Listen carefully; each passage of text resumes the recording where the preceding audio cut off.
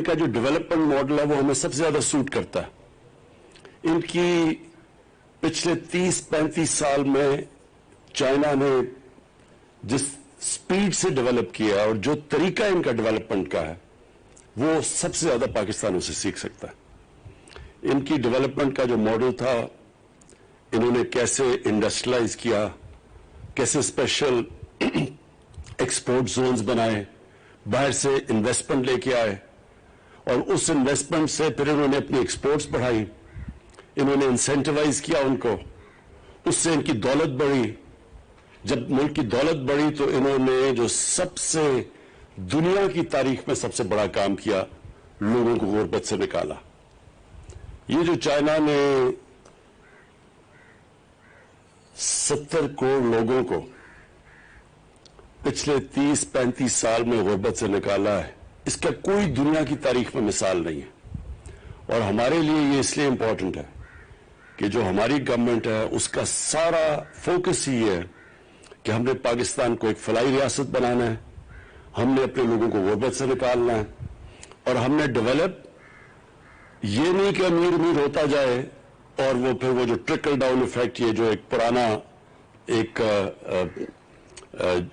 New liberal theory थी development की, हम उसमें नहीं बिलीव करते बल्कि इनकी थियरी में बिलीव करते हैं कि जब आप नीचे से लोगों को ऊपर उठाते हैं तो तब असल में डेवलपमेंट होती है। और इन्होंने साबित किया और दुनिया की में सबसे तेजी से आज अगर एक कोई मुल्क आगे बढ़ रहा है वो चाइना है। तो हमें इनसे सिर्फ यही नहीं कि हम इनसे जो हमारे जो हम चाहते हैं कि रीलोकेशन हो चाइनीज इंडस्ट्री की पाकिस्तान में, स्पेशल इकोनॉमिक जोन्स हमने बनाए हैं, रशाकई और तीन चार और जो हमारे जोन्स हैं। हमारी पूरी कोशिश है कि उधर चाइनीज इंडस्ट्री को हम अट्रैक्ट करें, उनको रीलोकेट करवाएं और उधर से फिर कोशिश करें कि वो फिर एक्सपोर्ट्स भी यहां से करें पाकिस्तान से। वियतनाम में जो चाइनीज इंडस्ट्री ने रीलोकेट किया और जो एक्सपोर्ट्स, वो बहुत बड़ा एक वियतनाम की एक्सपोर्ट्स का हिस्सा बन चुका है। हमारा जो सबसे बड़ा मसला ये है कि हमारी पिछले 50 साल से हुकूमतों ने कोशिश ही नहीं की एक्सपोर्ट्स बढ़ाने की। लिहाजा जो हमें IMF के पास क्यों जाना पड़ता है, क्योंकि हमारी इंपोर्ट्स बढ़ जाती हैं, हमारी एक्सपोर्ट्स कम होती हैं, जो खसारा होता है उसकी वजह से जो करंट अकाउंट डेफिसिट होता है उसकी वजह से हमें IMF के पास जाना पड़ता है और मुसलसल कर्जे लेने पड़ते हैं, फिर IMF के प्रोग्राम में जाना पड़ता है, फिर अपनी इकोनॉमी को स्क्वीज करना पड़ता है, जिसकी वजह से लोगों को फिर मुश्किलात आती हैं। और ये जो हम चाहते हैं कि अब, और इंशाल्लाह चाइनीज के साथ हम बैठ के पूरी प्रोग्राम करेंगे कैसे हम अपनी एक्सपोर्ट बढ़ा सकते हैं शुरू में। और अब अल्लाह का शुक्र है पाकिस्तान में बड़ा पोटेंशियल है, हम जो जिन चीज़ों पे काम कर रहे हैं अब इंशाल्लाह एक टाइम लैग के बाद हमारी एक्सपोर्ट्स बढ़ेंगी, लेकिन शॉर्ट टर्म में हम चाइनीज से पूरी हेल्प लेंगे। तो एक तो इंडस्ट्री के अंदर, दूसरी एग्रीकल्चर। पाकिस्तान एक एग्रीकल्चर मुल्क है और यहाँ जो हमारी प्रोडक्टिविटी है एग्रीकल्चर की वो बदकिस्मती से बहुत ही नीचे है, इसके ऊपर कभी किसी ने तवज्जो नहीं दी। तो चाइनीज के साथ हम मिलकर अब अभी से प्रोग्राम बना रहे हैं कैसे हम अपनी सीड डेवलपमेंट कर सकते हैं, कैसे अपनी प्रोडक्टिविटी बढ़ा सकते हैं। इनके पास जो टेक्निक्स हैं जो उन्होंने किए वो इंशाल्लाह इनसे हमारा पूरा कोऑपरेशन है। और CPEC का जो अगला अब जो उसका अगला हिस्सा आ रहा है उसके अंदर एग्रीकल्चर भी शामिल है। मैं आपको JW और ये जो MG का आपने आज ये किया कॉन्ट्रैक्ट किया इनके साथ, और ये जो आप गाड़ियां प्रोड्यूस इंशाल्लाह मार्च में गालिबन आप करना शुरू करेंगे, तो ये इसलिए अच्छा है पाकिस्तान में कि इससे उसके जो इफेक्ट्स जाएंगे सारी इकोनॉमी के अंदर। ऑटोमोबाइल इंडस्ट्री ऐसी है कि जिसकी रिपल इफेक्ट सारी इकोनॉमी में जाते हैं। सिर्फ एक ही नहीं कि एक सेक्शन ग्रो करता है बल्कि रोजगार लोगों को देते हैं, इससे स्किल डेवलपमेंट होती है, इससे पूरी डाउन द लाइन सारी जो कनेक्टेड इंडस्ट्रीज हैं, जो ऑटो पार्ट्स हैं, सब कुछ डेवलप होता है। तो ये आपने बड़ा जबरदस्त काम किया, मैं फिर से मुबारक आपको देता हूँ और मैं यही उम्मीद रखता हूँ कि हम और अब जॉइंट वेंचर्स करेंगे चाइनीज कंपनीज के साथ ताकि हम और उनको अट्रैक्ट करें पाकिस्तान में। میں آخر میں حماد نے بڑی تفصیل میں بتایا سب کو کہ پاکستان کا سچویشن کیا تھا جب ہمیں گورنمنٹ ملی، کس طرح کے چیلنجز تھے. پہلا سال ہمیں سٹیبلائز کرنے میں لگا اکانومی میں. جب بھی آپ اکانومی کو سٹیبلائز کرتے ہیں عوام کو ایک مشکل وقت سے گزرنا پڑتا ہے.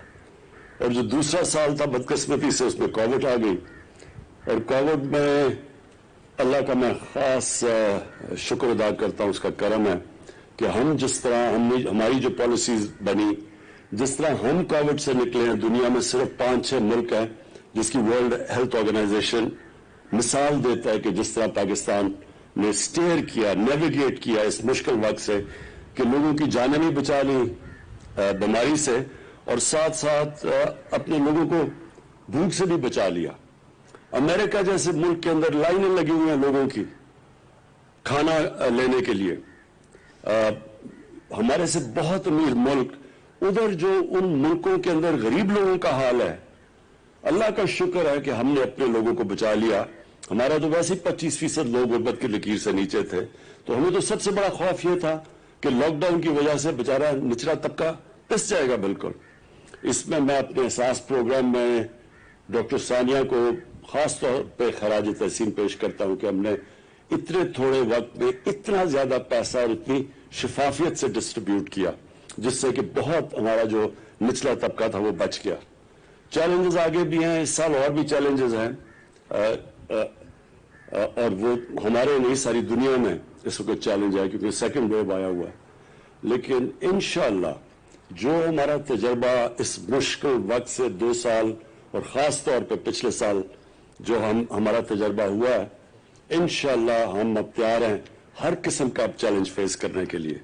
یہ جو 2021 ہے یہ انشاءاللہ وہ سال ہوگا جب کہ ہم گرو کریں گے. ہماری کنسٹرکشن انڈسٹری اس وقت بوم کر رہی ہے. سیمنٹ کی سیلز ریکارڈ پہ چلی گئی ہے. اس کا مطلب کہ سیمنٹ جب استعمال ہوا تو اس کا مطلب کنسٹرکشن انڈسٹری چل پڑی ہے. جس طرح ہمارے نے مینشن کیا ٹیکسٹائل انڈسٹری پتہ نہیں کتنے سالوں کے بعد آج ایسا چل رہی ہے کہ بالکل کیپیسٹی پہ ہے. ٹیکسٹائل کے ورکر نہیں مل رہے، مزدور نہیں مل رہے ٹیکسٹائل کے، فیصل آباد میں، سیالکوٹ میں اور گجرانوالہ میں. اور آگے آرڈرز ہیں. ہم سب سے بڑے صغیر میں سب سے تیزی سے اگر کوئی ریکور کیا ہے کووڈ سے تو پاکستان کیا ہے. ایکسپورٹس ہماری باقی جو ہمارے کمپیٹیٹرز تھے ان سے تیزی سے بڑھ رہی ہیں. تو پاکستان اب ایک صحیح ڈائریکشن میں جا رہا ہے. یہ جو سال ہے ہمارا 2021 کا، اس میں ہماری جو پالیسی ہے بڑی سمپل ہے. ہم نے بزنس فرینڈلی پالیسیز بنانی ہے. ہم نے اپنی انڈسٹری کی مدد کرنی ہے، خاص طور پہ جو ہماری انڈسٹری نگلیکٹ ہوئی، پیچھے رہ گئی، انڈسٹریلسٹ پیچھے رہ گیا، ہم نے پوری ان کو انسینٹیوائز کرنا ہے. اور جو ویلتھ کریشن ہوگی، جو ہمارے ملک میں دولت بڑھے گی، اس ساری دولت کا ہم استعمال کریں گے لوگوں کو غربت سے نکالنے کے لیے. ہمارا جو احساس پروگرام ہے، میرے جو اس سال کے اندر جو میں اپنے آپ کو ٹارگٹس دیے ہیں وہ یہ کہ ایک یونیورسل ہیلتھ کوریج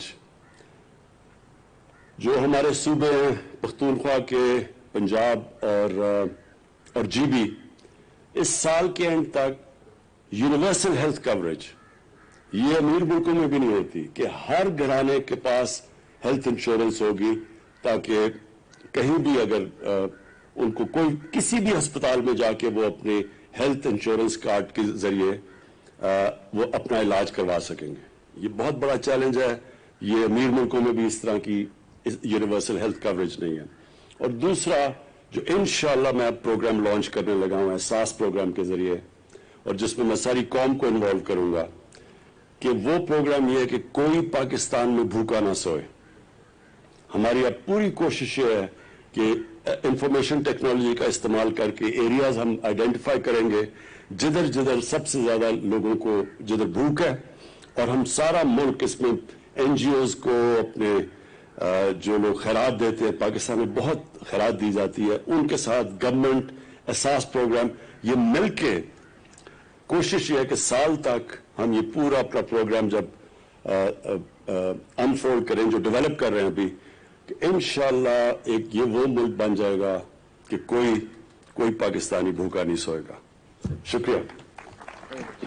वज़ीर-ए-आज़म इमरान खान का तकरीब से खिताब। वज़ीर-ए-आज़म ने कहा कि सनदी तौर पर मजबूत होने के लिए चीन से शराकत दारी जरूरी है और चीन ने कम मुद्दत में 70 करोड़ लोगों को गुर्बत से निकाला। वज़ीर-ए-आज़म ने कहा कि हमारी कोशिश है कि अवाम को गुर्बत